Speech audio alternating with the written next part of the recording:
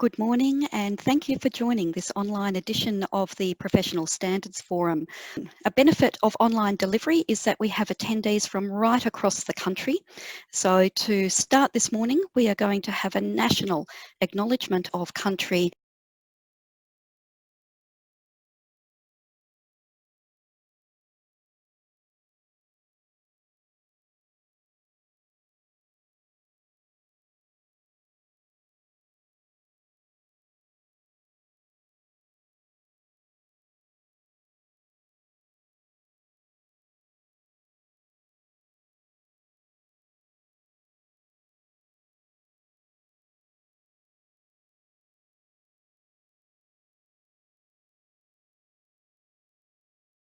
What a wonderful way to commence proceedings with acknowledgement of country right across our vast land.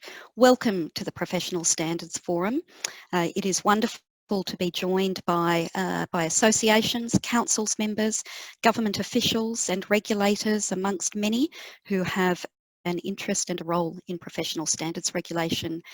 We are delighted to have you attend and would encourage your active participation as participants in the forum. A reminder to use the chat function for sharing your comments, and particularly throughout the presentations to raise any questions you would like our presenters to address at the question and answer session that will follow. The Council's commenced the Professional Standards Forums last year to provide a gathering place for those with an interest and a role in professional standards regulation. We want to be able to provide an opportunity for our community of professional standards regulators to be able to share knowledge and ideas, to contribute to continuous improvement of how we collectively regulate for consumer protection and high standards, and to bring you the latest research together with Council's multi-profession insights and practical tools. And it's my pleasure as the Chief Executive Officer of the Professional Standards Authority to support the Council's endeavours. My name is Roxanne Marcel-Shaw and I'll be guiding you through our program today where we will be focusing on putting consumers at the centre of codes of ethics. You will see on screen the program for the day. Which will commence with our panel session with a terrific range of speakers. Our first speaker is Dr. Justine Rogers. Unfortunately, she is held up with commitments at the University of New South Wales and has not been able to join us today, but thankfully she has been able to provide us with a video of her presentation, and we will share that video with you and look forward to learning from the research that Justine has been involved in. We will then hear from Rachel Webber, our WA member of the Professional Standards Councils, and finally from Dr. Rory Gallagher from the Behavioural Insights team. Following their presentations, we'll have an opportunity to talk together, to hear from the panellists in response to any questions that you might have, and to explore how to put the consumer into the centre of codes of ethics and the work that you do. We will wrap up with some closing remarks from our Chair of the Professional Standards Councils, John Vines, before we then close the Zoom room for a break, Australian Eastern Daylight Time at 11:30 a.m, so that we can all take a refreshment break and recommence at 12 noon to be able to dive into a very practical workshop on behavioural insights and the sorts of tools that you might take away to develop and to promote and to encourage adherence to a code of ethics with the consumer at the centre. So that's our program for today. But to start, just to acknowledge that I think we will all agree that a code of ethics is an inherent part of our understanding of what it is to be a profession.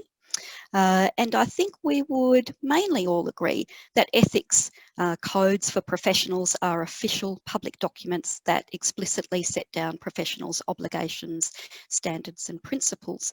But perhaps we will start to diverge in our thinking about what the purpose of a code of ethics might be and how often we should consider them in a dynamic environment with changing community expectations.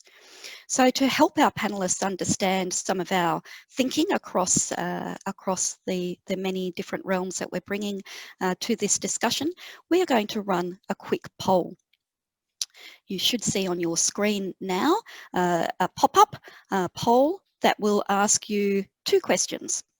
The first question is, what do you think the primary purpose of a code of ethics is for an occupation or for a profession?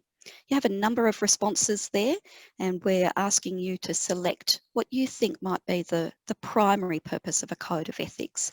So if you scroll through that poll, you will be able to select whether you think it's to promote the values and virtues of the profession, or perhaps the primary purpose is to provide recognition of professionals' public interest duties, or perhaps you think that the primary purpose of a code of ethics is to point to the practices that ought to be avoided by professionals.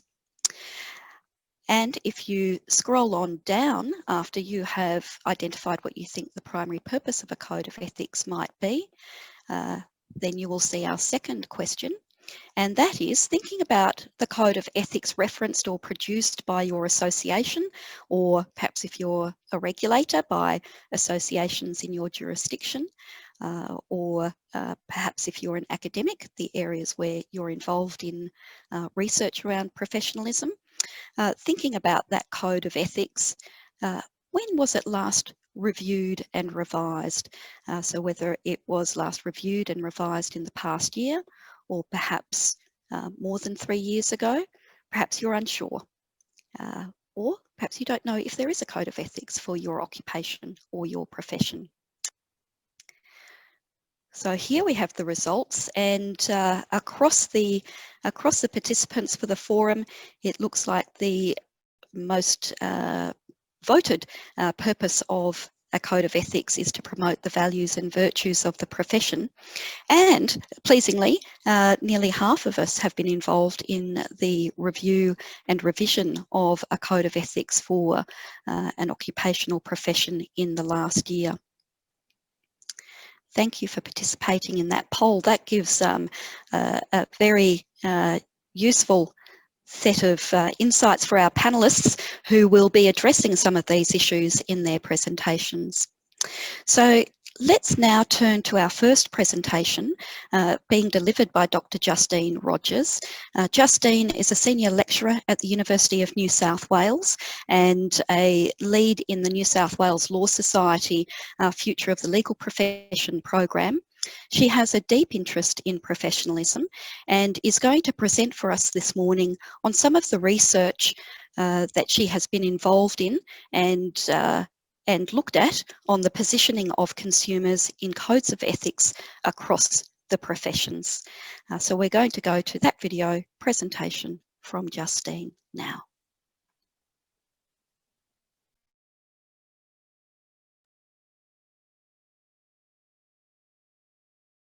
So, in this talk, I'm going to explain the history, theory, and current circumstances of professionalism and professional regulation, and the position of the consumer in this. And I'm going to suggest that the consumer has not been central, both for legitimate and less than legitimate reasons, and some of which just comes down to the concept of consumer and what it represents. In setting the scene, I don't in any way want to lower morale as you start off today's forum, or worse, provide a set of rationalizations for inaction. The aim of looking backwards or sideways at current circumstances is more to show where we're starting from and how a change in ethics, an ethics framework, will mean overcoming certain structural barriers and attachments, especially for more established professional groups. So we need to do this so that the change to an enhanced consumer model is received well, it is effective and sustains. But also, by looking at the traditional model, we can see where the old or coexisting professional language, relationships and processes, such as the fiduciary and client or patient, instead of, say, the service provider and consumer, are effectively going towards the same ends, and therefore we can say that there's already a lot there to work from and work with. Professions are rich and established environments for this work on their ethics. So this talk can be seen then in many ways as a change management piece that goes from structures and mindsets right through to individual blind spots that professionals may have when it comes to the consumer. I focus this talk on associations, especially those with regulatory powers. Many associations have or have had state-sanctioned regulatory authority to both control who practices and how they practice.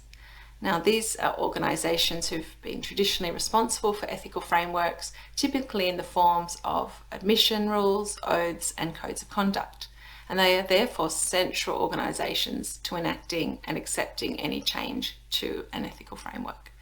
Such professional organisations are said in scholarly terms to have a regulative bargain with the state, meaning that the profession offers responsible regulation in exchange for both a monopoly over its work area, or a sort of semi-monopoly at least, and the very power to self-regulate.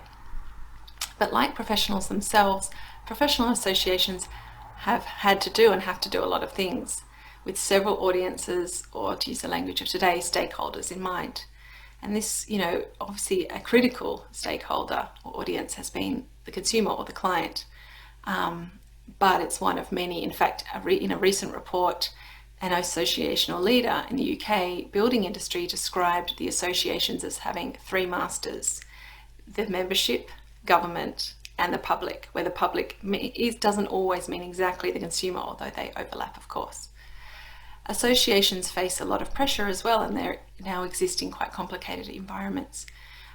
So it's wonderful that you're carving out this time to do what you're doing today, because you can often feel like there are so many different pressures on a professional association or other form of regulatory body to actually really take this time to think about who the consumer is, what they need, and how to best adapt or even overhaul existing regulatory arrangements and approaches to better support them is really admirable and worthwhile. Somewhat ironically though, and perhaps the biggest challenge for associations in recent times, and professional regulators generally, has been in fact this kind of movement to think about the consumer. And it's been emblematized or most dramatically played out in the reworked relationship with the state, the government. So as you know, there was well publicised regulatory failures that saw associations in a number of professions lose their formal regulatory authority, or at least have the legitimacy of those powers called into question. So the trend is away then from self-regulatory schemes to state or co-regulatory arrangements. Now, all of this has been underpinned, as I mentioned, by a consumer movement. And at the same time, the twin agenda has been as well a concurrent and sometimes competing and even overwhelming competition reform agenda at the same time. So we'll see in different ways in which they kind of can come into tension. But the point is that, professional associations have for a long time now been asked to put the consumer first, or else face certain consequences. And the actual consumer movement has been applied to professionals themselves. They are now seen as consumers of their regulatory or associational, certainly bodies, association probably more directly. So, members don't no longer have to, it's now voluntary that they join an association, so it's not compulsory anymore. And so, associations are now even thinking about their members more like consumers. And this is creating somewhat of a tension for associations, because now they have to really think about pleasing their membership in a different way. They've also faced a lot of loss of, as I said, the formal power, but also some perceived and actual weakened influence over their members. This is caused by factors such as fragmentation of professional communities, intra-professional competition, workplace organisations having increasing control and influence over practitioners or professionals, and some general disengagement from members with their associations. This is only part of the picture, just want to say that, because that's a bit of a grim scenario that I've just presented. But, some commentators have said because of all of these pressures and changes, that associations will yes, adapt to their circumstances, but they'll adapt really not by doubling down on their public interest / consumer, movement interests or duties, but in turn being kind of just a bit more, instead being more like responsive to their membership and becoming, some have called them member service corporations, or even, it's a bit of an academic thing, but they've called them sort of glorified clubs, but maybe that's a bit unfair. In fact, I'll mention some research later to say that's not actually what is not the full story. In fact, the research that I've done has shown how, in fact, one adaptive move from the associations has been to double down on these public interest duties, which in turn could mean and does mean being more responsive to the consumer. So so maybe the glorified clubs thing is perhaps going too far, but at least the membership is definitely becoming more demanding, and and on top of, generally the associations do a lot of work to try to provide social interaction for their membership, education and training, which of course overlaps with what you guys are doing today, and a variety of membership benefits and perks. So and the same thing is going on for the practitioners themselves, with these sort of different sometimes confusing pressures, sometimes very compatible. And as I said at the start, when we look at the traditional professionalism, we can see very many threads that are compatible with the consumer movement. But let's look at some history and theory just to understand how associations and professional regulation has been understood by sociologists, so then we can understand where the consumer fits and why it may not have always been at the forefront.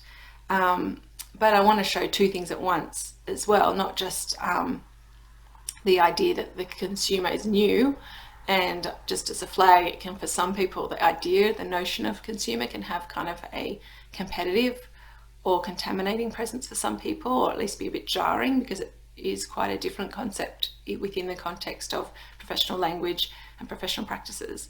But on the other hand, there really is fertile ground within traditional professionalism for consumer, reform and advocacy, because there's so many compatible languages and priorities, and it doesn't have to be seen as this sort of binary between professionalism and client and fiduciary and consumer and service provider on the other. So early professional theorists saw associations as custodians of professional values, crucial to the public-minded interest attachment that professionals have. So associations were the primary organ of professional ethics, central to the formal articulation and enforcement of the profession's public commitments, such as those, as I mentioned before, embodied in credentialing, conduct and practice rules, oaths, and things like the fit and proper person tests.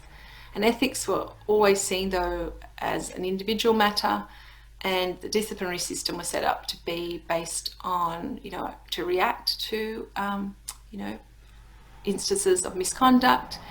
But on the whole, it was assumed once you enter the profession that unless you were grossly negligent or, disreputable, you were fit to practice as a professional. And really the main sanctions then were peer kind of reputational sanctioning, rather than necessarily a lot of active regulation or disciplining.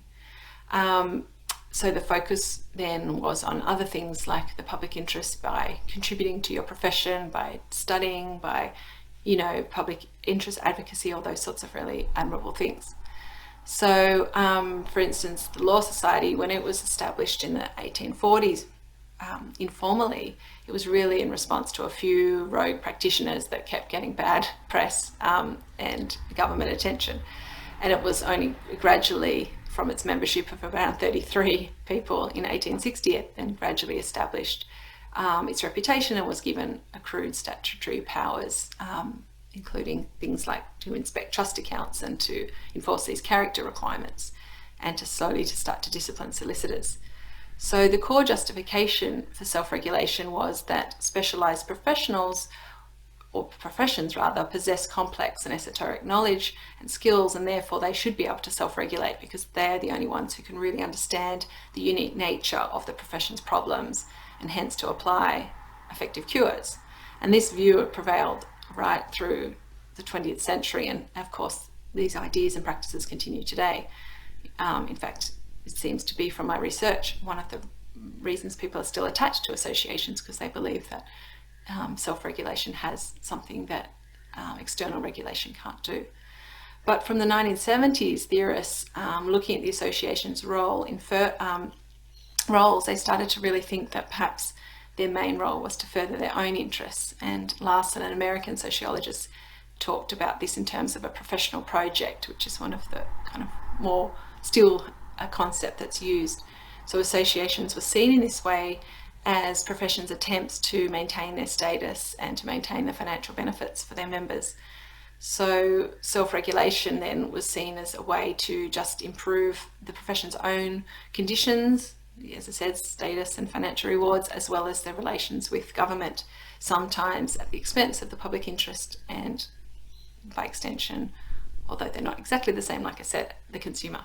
So commentators at this time began to question whether self-regulatory disciplinary activities were adequate, and they challenged the argument that professional expertise is necessary to discipline effectively. In reality, they found that most disciplinary cases do not concern complex and esoteric issues. They're much more, like we say, consumer issues. So the claim that only members of the profession could understand these issues started to become less self-evident. And the empirical research began to support some of these criticisms. So they found, for instance, that self-regulatory disciplinary boards preferred the profession's interests to the public and consumer protection. Researchers found they've not always handled complaints fairly and effectively, and they've used excessive discretion and interpretation in making decisions, or else ignored the requirements altogether. These aren't all Australian empirical studies, I want to point that out, but some of them are. So an accumulation of scandals across the professions, and not just in Australia but overseas as well, created an unstoppable imperative for reform. And so we saw in the 1980s and 90s self-regulation suffered what was called a crisis of self-regulation, and because of these deficiencies in complaints handling, including, importantly for our discussion today, the most important consumer type complaints, as they were called, the most common ones, rudeness, delay, negligence, costs, those sorts of things, were all but ignored in preference for harsher punishments for just the most serious transgressors of the profession's norms. So very, just the most kind of egregious cases, otherwise everything kind of ignored. And so as a result, regulatory powers were reduced, as I said, either altogether or supplemented with independent regulators. And these regulators, these co-regulators, as you know, probably from your own experience, are supposed to be much more directly representatives of the consumer, although, that's as well another question for today, is, because that's not necessarily settled either. So, but since then, there's been these new layers of regulation have been introduced, such as meta-regulators, with a responsibility for the entire sector. So perhaps the PSC, for instance, or the PSA, I should say. And these bodies now have an overseeing role over the other regulatory bodies. But there's also been regulatory expansion. There's new forms of regulation at the national and international levels as well. So not just national, but also international. And some have argued that local associations have not managed to adapt to these changing conditions. So there was a pretty damning sort of study in 2004, so quite a while ago now actually, by Professor Francis of the Law Society of England and Wales, where he described the associations as inflexible organisations, and he's found that they were structurally incapable of articulating a new role in this redefined professional landscape, and he's thought that they were, in his words, and the title of his paper, out of touch and out of time. My own empirical research into Australian professional bodies has showed a less dire picture and a more dynamic picture. So I've seen how actually associations are responding to this new environment, and I hope that is expressed today. I hope you take that as this sort of as an encouragement, because I've seen how associations can be and are being, in fact, mediators of change. So they're not just kind of defensively responding, but actively interpreting and reconfiguring changing conditions to help professionals and to help themselves as organisations, and of course their sectors, to adapt, and including to the consumer movement.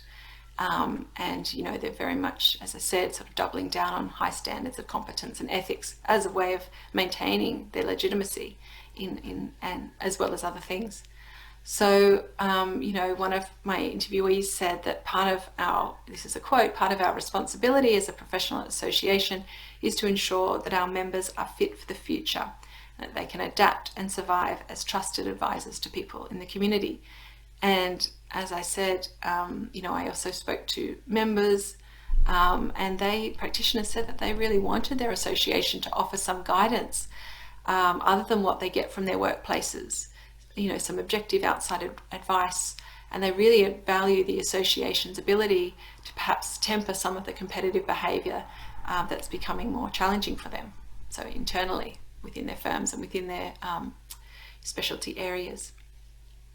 So, but it's at the same time, it's important to be aware of where an ethics framework that you can develop, and hopefully from scratch, really confidently. I don't think you should take in all of this stuff that I'm saying as as you know, insurmountable barriers, but it's just would be naive not to think that that needs to fit in an ethics framework into a pretty complicated and often, for some professions in particular, quite well entrenched professional regulatory landscape. And also just to note that for some, the notion, as I said, of the consumer, even just the term, will be attached to this dismantling of professional monopolies, and, you know, and a kind of an association with the association might be with the fact that professions have been charged with sort of anti-competitive practices. So, you know, and it's also part of a bigger change to the change from, you know, a practitioner as professional to practitioner as service provider, which for some feels quite threatening. So just to keep in mind that when you're bringing in these changes for consumers, bringing these changes under the rubric of the consumer, you might want to think about how, when, you know, kind of trying to implement change, how that might be received by some of your members or your practitioners. So, but as I mentioned, there's much to be hopeful and exciting about, you know, in doing this work. There are many points where professionalism and consumerism, in the sense that we're using it, overlap. You know, a professional can be looked after, let me say that again, a consumer can be looked after if a professional takes their fiduciary duties seriously, to use the older traditional language. But you know, so my point is that it doesn't really matter if you, I mean, obviously matters, you can pull it apart. Sorry, I'm garbling a bit here right at the end. So I'm not, you know, I'll keep going. But I'm just saying that, you know, it, in some ways, professional care, the fiduciary duty is, you know, you can see it overlaps discursively and in practice with the consumer that's being looked after. You know, so we don't have to start again. We've got a lot to work with. Similarly, you know, if a professional is trustworthy, then, to use the consumer language, they have leveled out the informational asymmetry of the consumer. You know, consumer empowerment, to use the new language, might be the same in many ways in practice as properly informed consent. So my overall point is that you're really lucky as professionals to already be starting with such a kind of rich context. You don't have to prove that being a good ethical person is important. Already practitioners and professional associations and professional leaders are primed, and I hope that primed for this, you know, understanding that they have duties beyond just duties to themselves. And I hope that you can then approach this with energy and pride in what you are doing and what you've done so far. Thank you. Thank you, Justine, for that wonderful presentation, taking us through the research and mentioning your own research and your findings that that professions and professional associations really are mediators of change and ensuring that their practitioners are fit for the future. I love that point that Justine made about the intersection between professionalism and consumerism, and I think that is a wonderful field for discussion in relation to codes of ethics. Now, it would be remiss for me if I didn't mention that Justine was a chief investigator for a project, an Australian Research Council project that the councils auspiced together with the University of New South Wales, and much of her research for that project is available in the research library on the Professional Standards Council's website. And I can see that my colleague Celine has just shared a link there in the chat function. So I'd encourage you to follow up on Justine's presentation by accessing her research and a wealth of other research through that research library. We're now going to move on to our second presenter, and that is our Professional Standards Council's member from Western Australia, Rachel Webber. Rachel is a highly regarded member of the legal profession in Western Australia and nationally. She has been active in service with the Law Council of Australia as well as the Law Society of Western Australia. And she is going to share Council's insights and recent work to encourage and assist associations in relation to codes of ethics and putting the consumer first. Thank you, Rachel. Thank you, Roxanne. Good morning, everyone. As the member for Western Australia, it's a pleasure to present to you today on behalf of the Professional Standards Councils. Our mission is to regulate occupational associations to facilitate and promote consumer protection through improvement in professional standards under professional standards schemes. The councils see associations operating professional standards schemes as playing a valuable consumer protection role. This consumer protection role was recognised in 1997 when the Professional Standards Bill was read for a second time here in Western Australia. The Honourable Kevin Prince, who inexplicably was the Minister for Health, I don't know how that worked, stated that the consequences of membership of the scheme, including greater control through self-regulation, will make participation attractive to many organisations. Membership of a professional body will also provide assurance to clients that certain minimum standards have been met and that the professional body has in place a proper complaints and disciplinary procedures.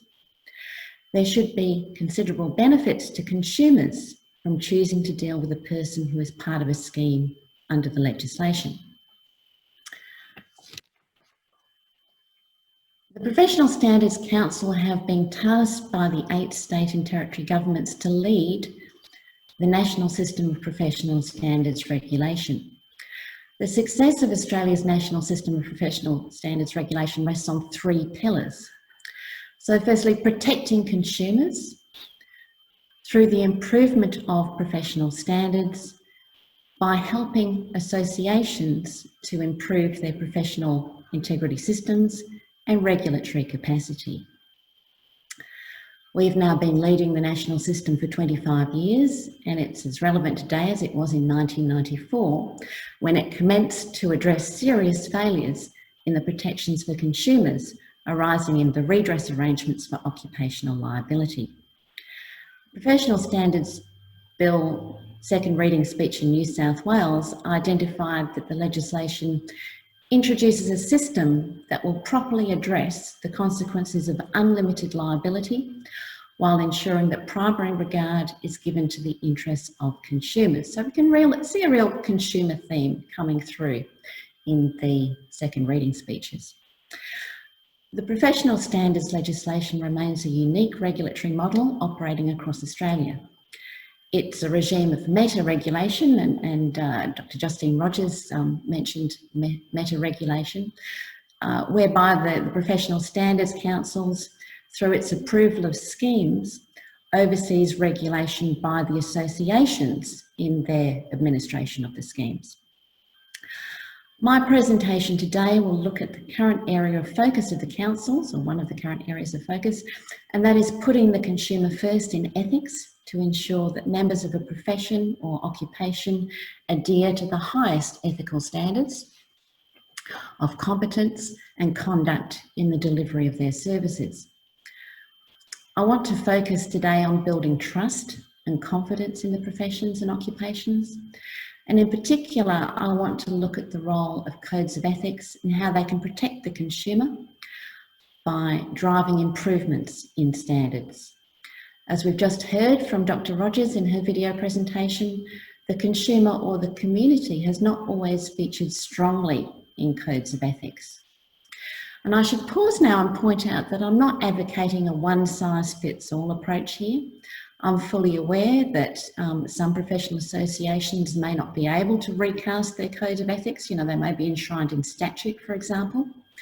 And I also want to pick up on that point that Dr. Rogers made in relation to the study that identified key stakeholders, the public as a key stakeholder in professional associations worlds.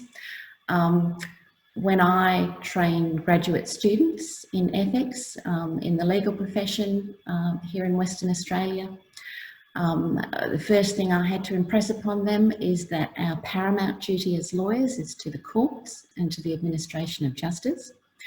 I don't expect that's going to change as a result of anything we say here today. And when we talk about the consumer, obviously, you know, we need to bear in mind that it may not just be the individual who is seeking the services, but also this public interest as well.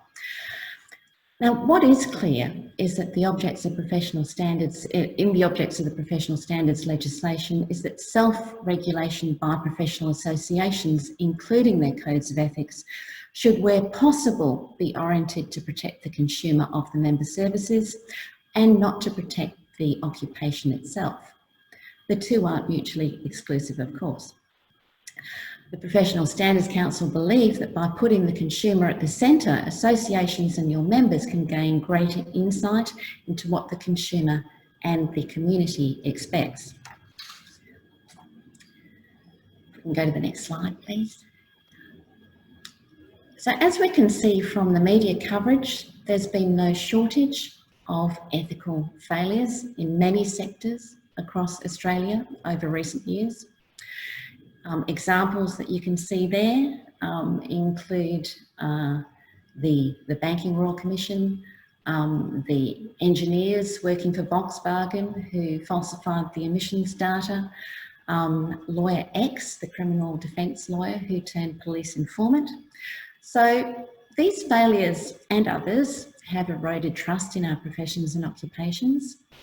They've resulted in calls for governments and industry to take action to lift the performance of professionals and better protect consumers. These scandals have demonstrated that if regulators fail in their task to set, uphold and enforce enforce ethical standards, moral drift occurs and misconduct multiplies. As a result, consumers can suffer serious harms and professions in turn lose the trust and confidence of those communities that they have promised to serve. The councils have been closely engaged on these issues, promoting professional standards regulation in sectors facing increased risk to consumers. We've been encouraging and assisting associations with existing schemes to strengthen and improve their risk management strategies in response to changing community expectations and changes in the operating environment. We've been looking at the role of codes of ethics in this context. Next slide, please. We can see the effects of trust and confidence in the community's perceptions of ethical behaviours of different occupations and associations in the Governance Institute of Australia Ethics Index. This is the 2019 study. The Ethics Index surveys more than 1,000 people with various political and socio-economic backgrounds. And it surveys them about their perceptions of ethical issues and conduct. This is the 4th year of the study. The research has been conceived, designed and commissioned by C3 Content Proprietary Limited. It's been conducted by Ipsos and sponsored by the Governance Institute of Australia. So according to the Governance Institute, the 2019 survey results found that Australian society is operating at a somewhat ethical level, and I infer from that there's room for improvement in people's perceptions. When considering the concepts of ethics, a large majority, that was 86% of respondents, rated ethics as important or very important to a well-functioning society. A large majority of survey participants also agreed with the definition of ethics as moral principles that govern a person's behaviour or the conducting of an activity.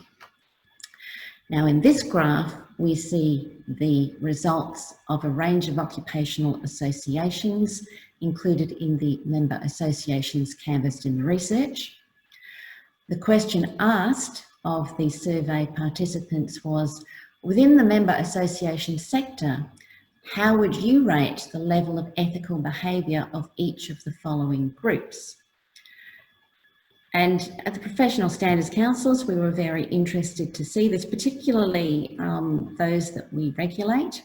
Law Society, you see sitting there in the middle of the slide. We did make inquiries about which law society it was, and the way that the survey participants responded, it was just whichever law society they thought of. So I suppose if I was doing the survey in Western Australia, that the expectation would be that I would respond on behalf of the Law Society of Western Australia, but if I was in Victoria, it would be the Law Institute. So it's a blended result. Choice, which was included for the very first time in the 2019 survey, actually came out on top, being seen by participants as the most ethical organisation in the member associations sector. I was very pleased by that because I'm sitting here in my new house that we took about 3 years to design and build. And by the end of that process, when it came to choosing all the appliances, I was so over decision making. And our proxy, my husband and I, was to just we subscribed to Choice and we just picked all the appliances that came up top in their survey.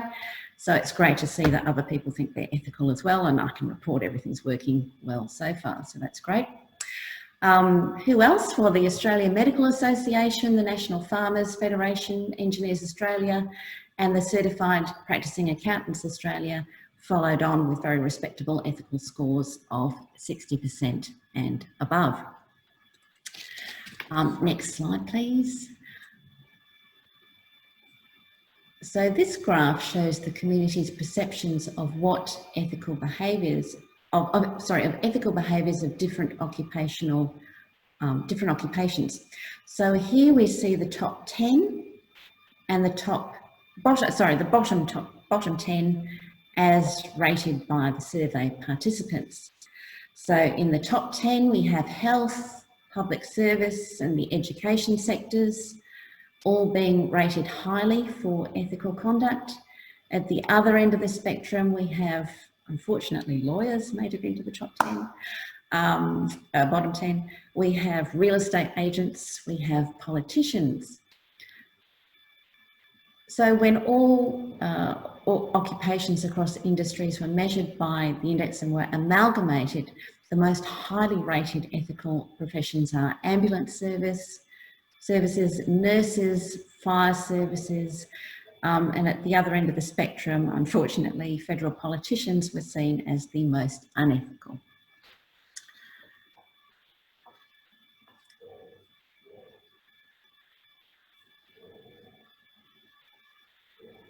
So this graph shows what are perceived to be the most important things to ensure ethical conduct.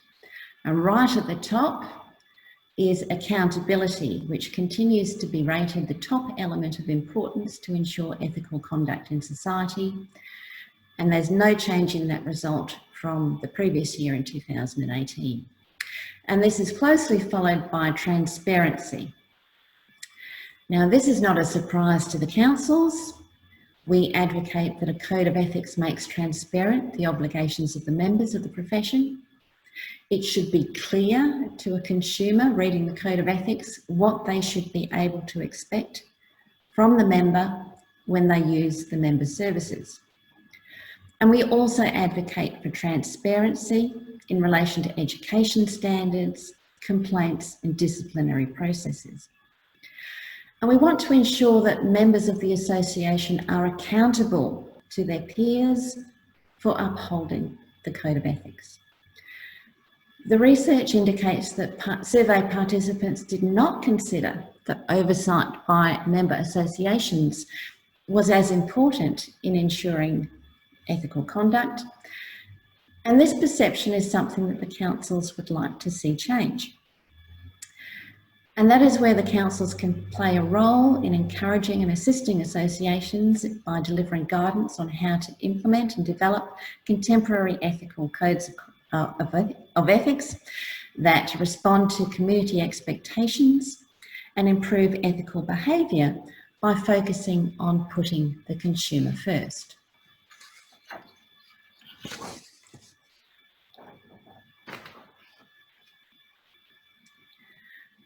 So every occupation offers promises, but also presents risks for its consumers.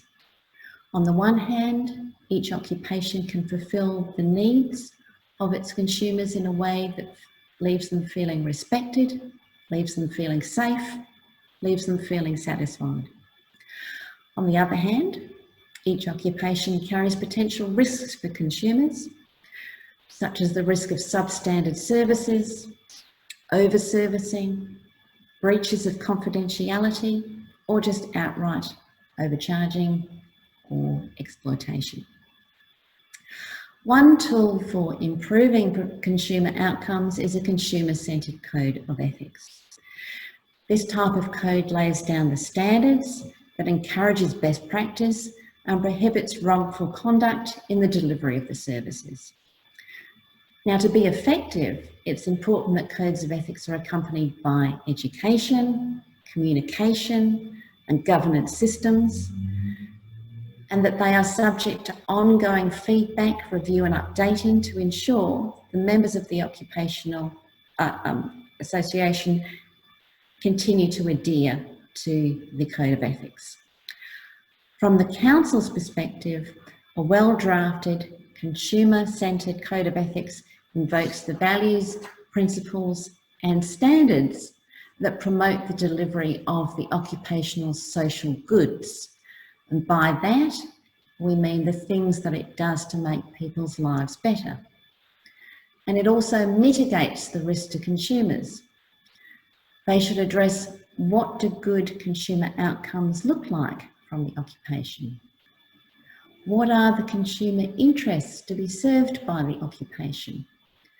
What are the conduct and competence risks presented to consumers by that occupation? And what are the protection for the consumers of those services? If your occupation already has an existing code of ethics, there's a pretty good chance that it wasn't designed originally to protect consumers as its focus. Certainly many statutory codes of ethics aim to lay down legally the legal standards that the members of the profession or occupation must meet to avoid legal liability. And that's a legitimate purpose, but it's not directly prioritising consumer outcomes. So I'd like to focus on some basics. For example, if you were to think about your code of ethics for your occupation or profession from a consumer's point of perspective, how easy would it be firstly to find the code of ethics on your website? How easy would it be for a layperson to read it and understand it? Understand in particular whether a practitioner has been unethical? A practical signpost on putting the consumer at the centre of the ethics code has been provided by the Royal Commission into Misconduct in the banking, superannuation and financial industry sector. Evidence before the Royal Commission suggested that banking had lost its position of trust within communities and they were perceived as putting themselves first and their consumers last. If I can quote Amanda Hooton from the Sydney Morning Herald as an example of the sentiment generated by the Banking Royal Commission, she stated, "The Royal Commission revealed how badly banks behaved towards their customers. The Royal Commission brought to light how bankers, lawyers and board members thought that the normal rules did not apply to them. So much so that they ignored the basic principles of right and wrong, good and bad, decent and immorality.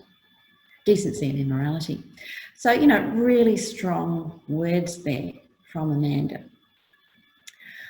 According to Commissioner Hayne, culture by its nature cannot be prescribed, it cannot be legislated. Commissioner Hayne set out six norms of conduct, 6 fundamental precepts, each well established, widely accepted and easily understood. They were firstly, obey the law. Very basic. The banking sector is possibly the most highly regulated sector in Australia. It's got a lot to obey, but it's not negotiable. So firstly, obey the law. Secondly, Commissioner Hayne said, do not mislead or deceive. Thirdly, be fair. Very simple, be fair. Fourthly, provide services that are fit for purpose. Fifthly, deliver services with reasonable care and skill. And then sixthly, I love the way this is expressed. This is about conflicts of interest. When acting for another, act in the best interests of the other. He puts it so simply and with such clarity, but it's so important. I previously had the privilege of serving on CAMAC, the Corporations and Markets Advisory Committee to the federal government, and I certainly learnt through that no ethical issue within organisations can be effectively dealt with unless you grasp the nettle and really tackle the conflicts of interest. So putting it simply and effectively, when acting for another, act in the best interests of the other. Having a consumer protective code of ethics in place, which is robustly implemented and enforced and constantly updated, will serve several crucial functions. Ethics codes can be used to showcase admirable virtues and principles pursued by the profession in order to promote trust and improve social respect. If the codes are widely accepted by the practitioners, essentially if the content of the code resonates with those practitioners, then adherence to the code can shift behaviour in such a way as to promote improved ethical standards for better consumer outcomes. To be effective, the code development and implementation process requires the close involvement of consumers and stakeholders from across the community, as well as close involvement from those who will shoulder the code's responsibility and duty, that is, the professionals themselves. This involvement is crucial for several reasons. To achieve consistent and conscientious compliance, the ethical code must attach to the duty bearer's existing moral convictions and also reflect community expectations. If the code does not make moral sense to the duty bearers in the context of their community or provide helpful and effective guidance to them, it's not going to be respected. In short, it's not going to work. If it is not respected, it's just not going to be observed. We can have the next slide, thank you. Consumer protective codes of ethics have 3 key qualities. They lay down standards that respond to all consumer protection issues arising in the relevant profession or occupation. Secondly, their content includes the major professional standards that protect consumers, such as principles of confidentiality and competence and prohibitions on conflicts of interest. And thirdly, they employ aspirational moral principles and high standards that guide ethical decision makings rather than setting minimum standards. They're markedly different from organisational protective codes of ethics that we often see in corporations, for example. Those are aimed at addressing legal, financial or other sources of risks. They're typically written by the organisation's lawyers and they list fine-grained obligations required by members or employees. Now, there's a legitimate place for organisation protecting codes of ethics, but because the priority is to protect the organisation, they rarely offer genuine protections for consumers. And consumer protective codes of ethics are also markedly different to some of the occupation protective codes of ethics that we see laid down by statute. Occupational codes of ethics aim to provide legal clarity by service providers by describing necessary practices to avoid legal sanction or avoid civil liability. But once again, their focus is really about protection of the occupation's members rather than consumers. So at the PSC, we think that codes with consumers at the centre can provide to help clarity to the overall purpose and principles that all professional standards regulations are designed to produce. And they can do this in a way that resonates with the membership and with the consumers of the services. For this reason, the code can come to occupy a really central place in the membership of the associations, describing the values that give the overall direction to the profession in servicing the communities and the consumers that they have pledged to serve, and providing an effective guide in ethical decision making.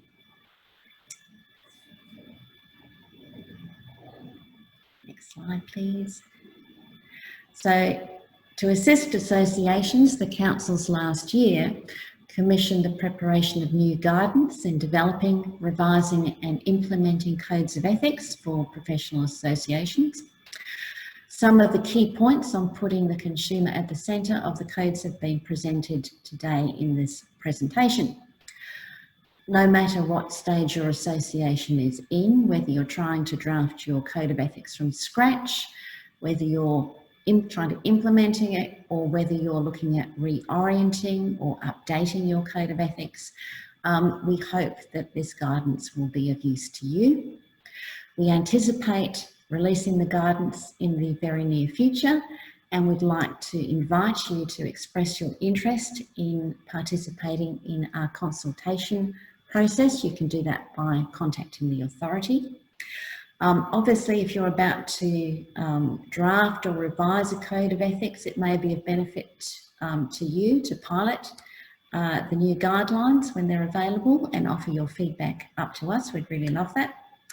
And in the meantime, we look forward to discussing with you the ways in which you can orient your codes of ethics to protect the consumer. My fellow presenters this morning are sharing insights from the academic research and the behavioural sciences sphere on the practical steps that you can take away from today's forum to help your members make the good choice for consumers. Or in the post-Hayne world, to ask the question, should we, rather than could we? In bringing these issues to the Professional Standards Forum for discussion with you today, the Council's aim to fulfil the mandate given to us in the second reading speech and Professional Standards Bill in the New South Wales Parliament. And there it was stated that the councils were given a charter to promote good ethical behaviour and to assist in the development of professional standards. We look forward to working with you to deliver better outcomes for consumers through improved professional standards across each of the professions and occupations that you represent. Thank you.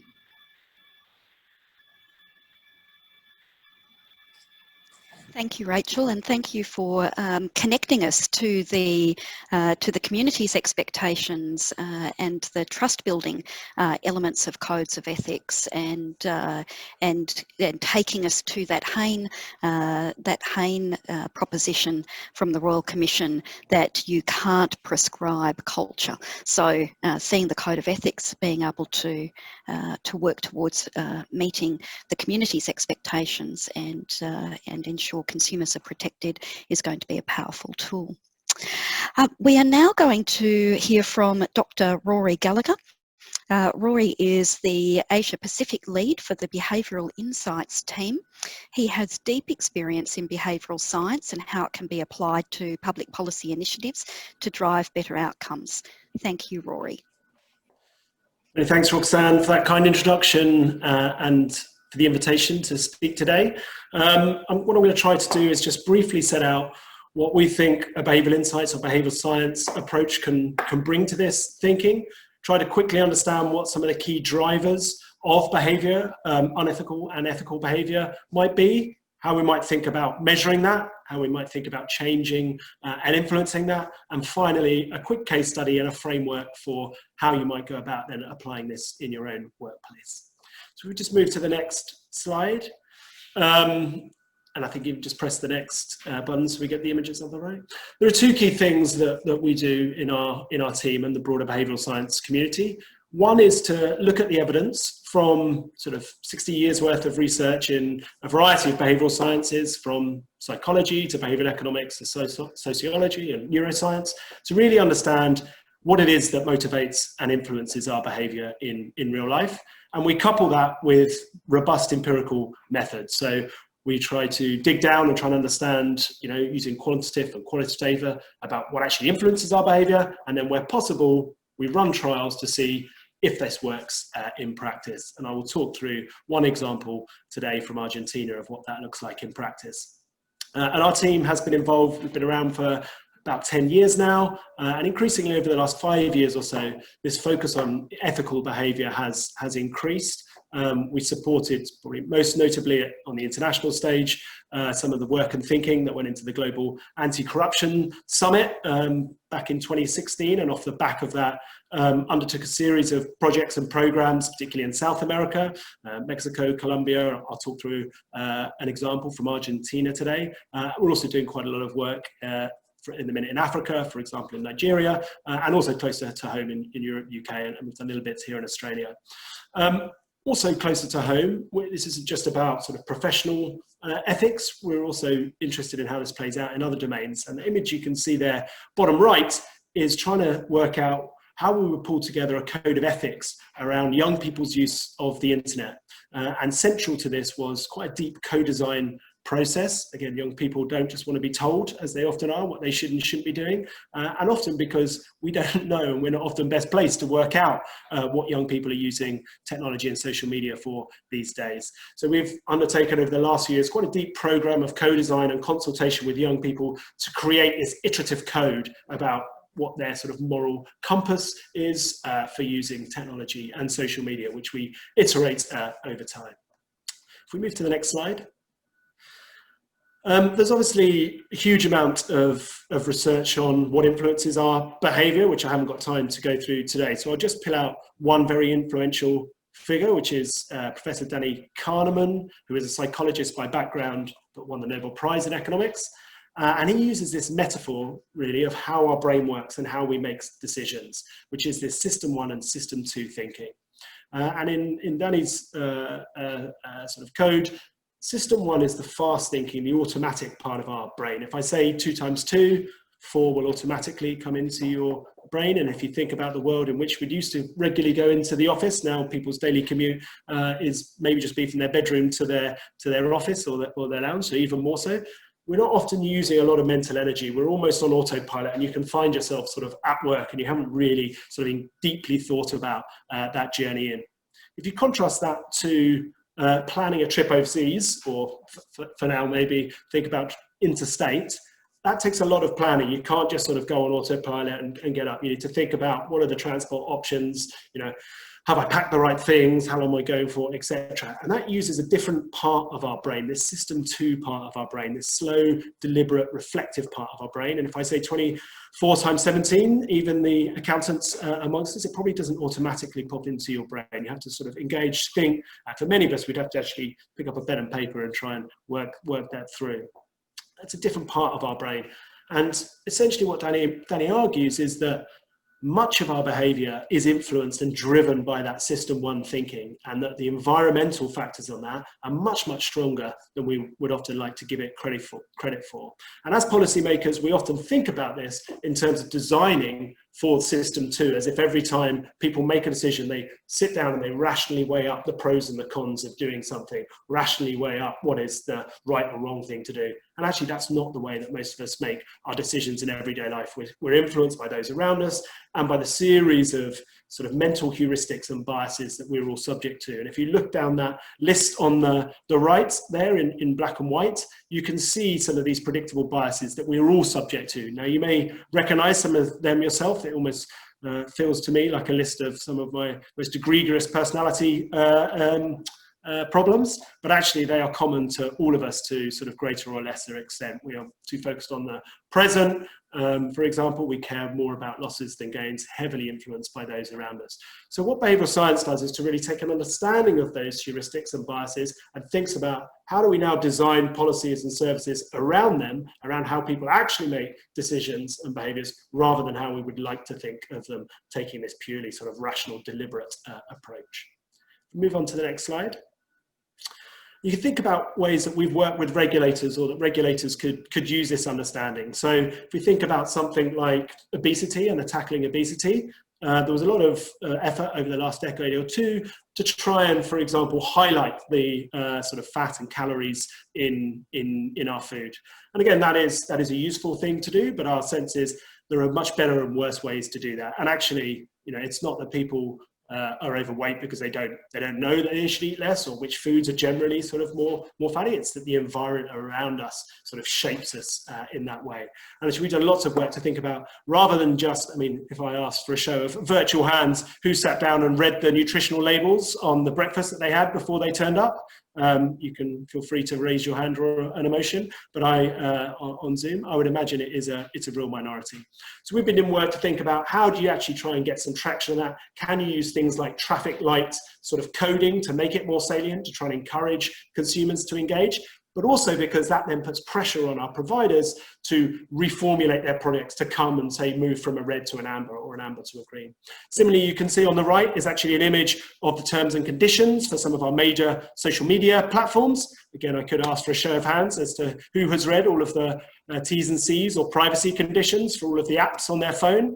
And again, I would imagine it would be a small number of us. So are we really doing enough as regulators? If so, where you just have to tell those consumers what the terms and conditions are, is that good enough? We know that less than 1 in 100 people on average click through and read all of those details. So are we really doing enough as regulators to make sure we are holding these companies to account, that they are being transparent, as Rachel noted should be the case? If we move on to the next slide. So we've done lots of work over the last sort of 5 years or so, and others in the field, to try and understand, well, what does influence our behaviour, and particularly our ethical or unethical behaviour.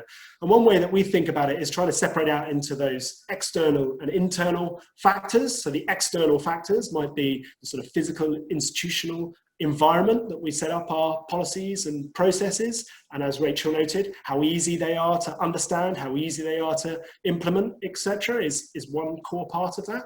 And on the other side, we're also heavily influenced by social norms and networks. And interestingly, what we don't realise inadvertently is we often in policy and as regulators, we reinforce negative social norms. And by highlighting bad behavior, the classic example empirically from this was that doctors' surgeries a little while ago used to leave up signs in their surgeries telling patients how many people had missed their appointments over the last month. The idea being that you would shame people into not missing their appointments. And what did it do when they tested this in practice? It actually led to more people missing their appointments, because the sort of system 1 type reaction to that wasn't a sit down and weigh up and thinking, oh, that's bad, they're losing money. It was, oh, loads of people just don't turn up. So maybe next time if I don't feel like I need to go, I don't need to.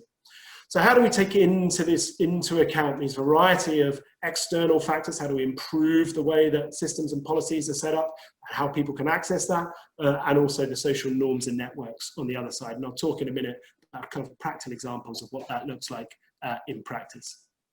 If we go on to the next slide. Many of these things, as I talk about from the internal perspective and linking it back to the earlier slide, is then our human behavior and our reactions and our biases to those external stimuli. And I'll just give a couple of examples of what that particular set of biases look like, some of the most common ones around ethical and unethical behavior. If we go to the next slide. So, you know, Rachel and others have mentioned this morning, you know, we've seen lots and lots of scandals across lots and lots of industries of people behaving unethically. And it's not necessarily, how did that occur? It's not necessarily that there are, you know, these bad people, and a behavioral approach tends to avoid this sort of heroes and villains thinking and thinking these are just bad people. It's that the context and environment influences us, and that interacts with a series of behavioral biases that we possess. And just flashed up on their screen, from a behavioral perspective, some of the most common explanations or biases, and I'll come to their sort of technical names in a minute, of why people might behave unethically. So there's a lot of evidence to suggest that actually the majority of cheating or unethical behavior is actually sort of at the margins. It isn't these huge, you know, huge scandals with people stealing sort of huge amounts. It's actually the everyday minutiae of slightly overclaiming expenses, not reporting gifts, etc. And we see this in many different industries, and often this sort of category of whether it's money is involved or non-money is also important. So again, there's a classic social psych experiment which uses university halls, and what they do is they leave money out in a communal kitchen and they leave it for, you know, a day or so, and what they find is no one takes that money. But when they leave food in the fridge or on the table, people come in and they take that communal food and fridge. And when, again, they follow up with the students, they can see that people are saying, well, you know, I would never steal money, but, you know, people are always borrowing each other's food, and they can rationalize that in a different type of way. The other thing, as I've already alluded to, is this sense that many others others are doing that, and that leads to this sense that, well, it's okay if I do that. Different questions about, you know, whether it'll get caught or not, whether it's for someone else. And again, this might be an interesting one, particularly for the professions, is, well, I'm not, you know, cheating in for my own benefit. I'm not overclaiming expenses in the accountants, etc.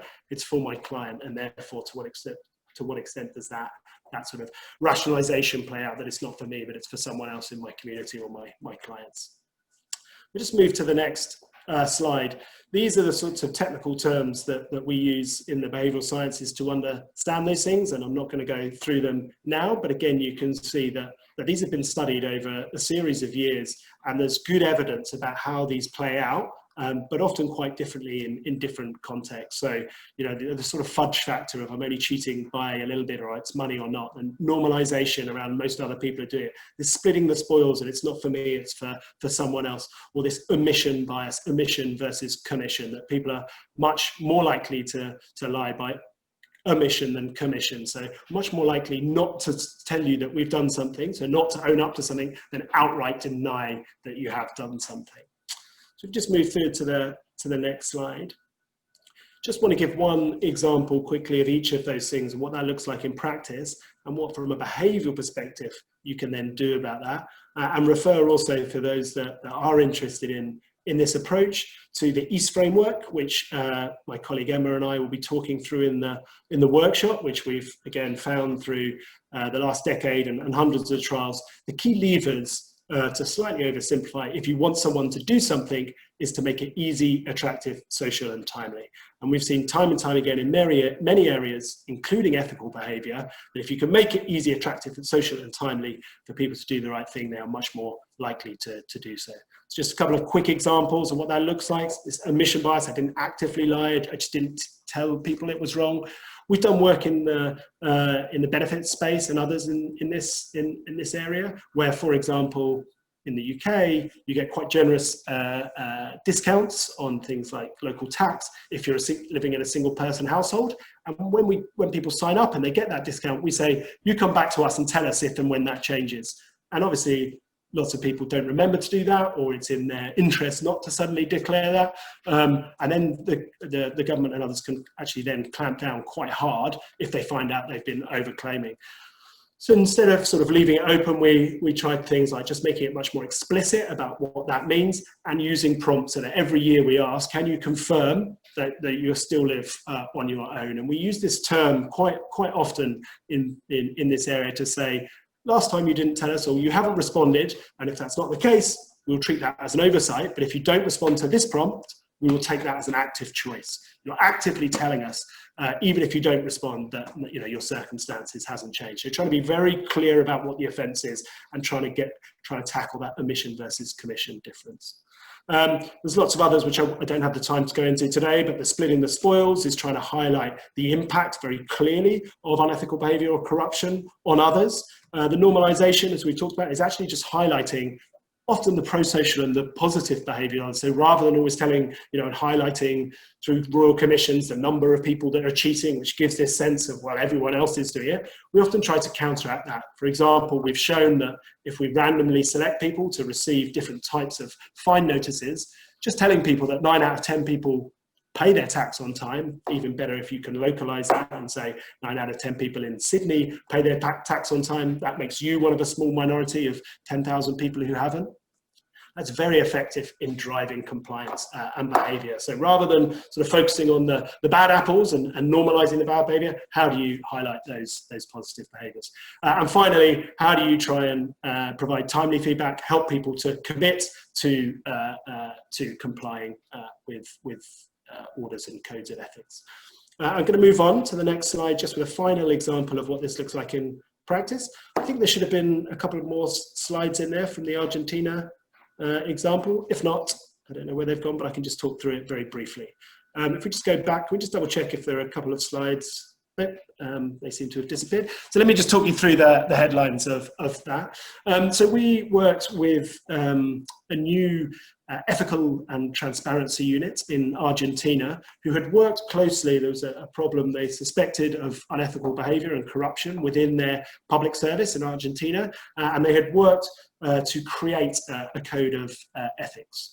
And what we really wanted to do was try to understand and help them to understand how could they track and measure engagement with those codes of ethics. So one idea that we had was to run a simple trial just to find out if we could see, for example, when they sent out this code of ethics to their consumers, whether people engaged in it. So did they click through and then download or open the report? And what we did there is we ran what's called a randomized control trial. So they had about 3,500 staff members. Half of them were randomized to get the sort of standard general communication, which set out, why they'd set up the unit and what the code of ethics were about in sort of reasonably common and sort of traditional way. And one, we used these behavior approach and levers. So rather than sort of coming from the sort of central comms agency, it was actually coming from the email and from the leader of that organization. So a much more personal sense. And rather than talking in sort of regulatory terms about why they'd set up this unit and this code of ethics and sort of the key process around that, we actually just tried to bring it alive with a set of vignettes. So would you know what to do if you saw someone taking gifts? Do you know how to reach out and report unethical behaviour? So we tried to just use a couple of common examples. And what we saw was about a 57% increase in people clicking through and downloading the code of ethics, difference between the sort of standard comms email and a simplified email that drew on some of these behavioural levers. So these were still from a relatively low base. About a third of people were clicking and downloading this report, but you get about 50% increase if you just change the way that you communicate with individuals. And that goes back to that sort of system 1 and system 2 thinking, that many people will be very busy in their day and they'll think, oh yeah, sure, I'll look at that later, and they never do. So lots of our work had then been to think through, okay, how do we actually measure and track this? And then following that initial trial, how do we work with them to think about how do we track this engagement, knowledge, attitudes over time, and then how can we measure actual behaviour, for example, looking at the number of gifts that were reported by public servants over the coming year compared to previously. I will leave it there, so we've got a little bit of time for Q&A, but thanks for your attention and happy to answer any questions now or in the workshop. Many thanks, Rory. I'm just always entranced when we hear about behavioural science and the opportunities it offers, and those very practical examples that you've shared with us have once again inspired new thinking. I can see that we don't have any questions in the chat other than the comment that we've got some really interesting presentations, which I agree with.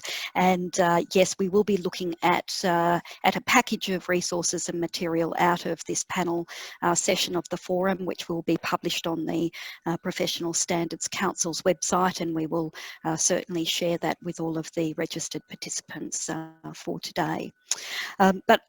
Rory, I think your Systems 2 thinking has won the day.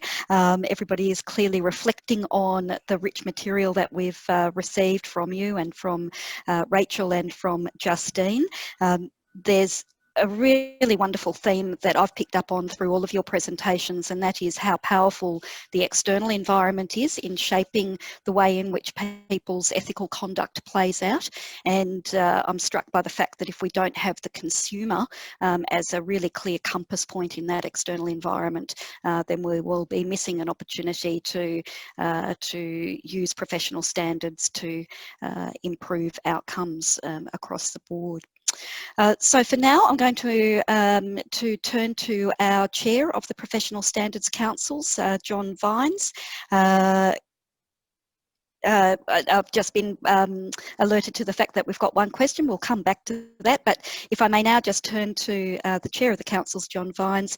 John is a leading light in the engineering profession with deep experience in the good governance of professions, particularly as a former Chief Executive Officer of the Association of Professional Engineers, Scientists and Managers Australia, as well as a Fellow of the Australian Institute of Company Directors.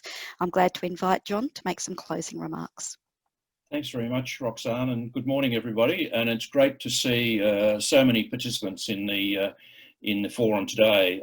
Really appreciate that. I think we've had some fantastic presentations, with Justine giving us a bit of a history lesson in terms of the development of codes of ethics, and in particular focusing on the emphasis now being given to the consumer in consideration of codes of ethics. And then Rachel provided a terrific outline of the work that the councils are doing in this regard.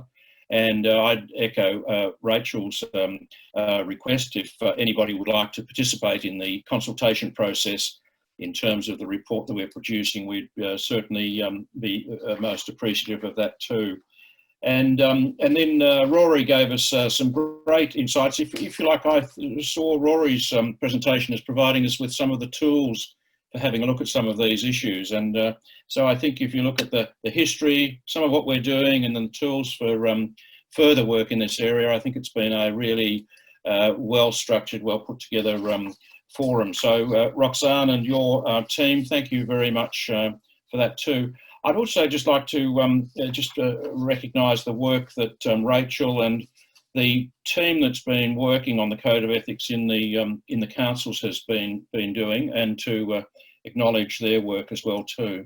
So Roxanne, thank you again for convening this forum, and thank you to all the participants for your attendance, and in particular thank you to the presenters. I think we've moved a long way in terms of the council's thinking, and today really helps us think further in terms of the future needs of codes of ethics. So thank you very much. Thank you, John. And as we wrap up the panel session of this forum, may I add my thanks to the wonderful panelists that we've heard from today, and to all of you for joining us in this forum. I hope you have some useful material to take away for the work that you do in promoting professional standards regulation and delivering professional standards regulation. And if I may also thank my colleagues here in the authority, Kim Goodluck and her team, for all of the behind the scenes work that makes our first online event a pleasure to have hosted, as well as John Rappel, our Director of Professional Standards Regulation, and all of his teams for the wisdom that they bring to our work with councils in codes of ethics and many other aspects of professional standards regulation. We are now going to close the panel session. I can see that we've got a couple of questions coming through on the chat. I hope you will be able to return to the workshop that Rory Gallagher will lead for us after the break, and we will certainly look to explore some answers to those questions. Please don't leave the Zoom room. If you are going to join us for the workshop, we ask that you simply mute your mic and turn off your video. Take the next half hour to have a refreshment stop, and then come back to the Zoom room where you may turn on your video as we move into workshop mode and explore what behavioural science and behavioural insights can offer to us as professional standards regulators as tools, and how we can take those forward. So thank you all for your attendance. I look forward to seeing those that join the workshop in half an hour.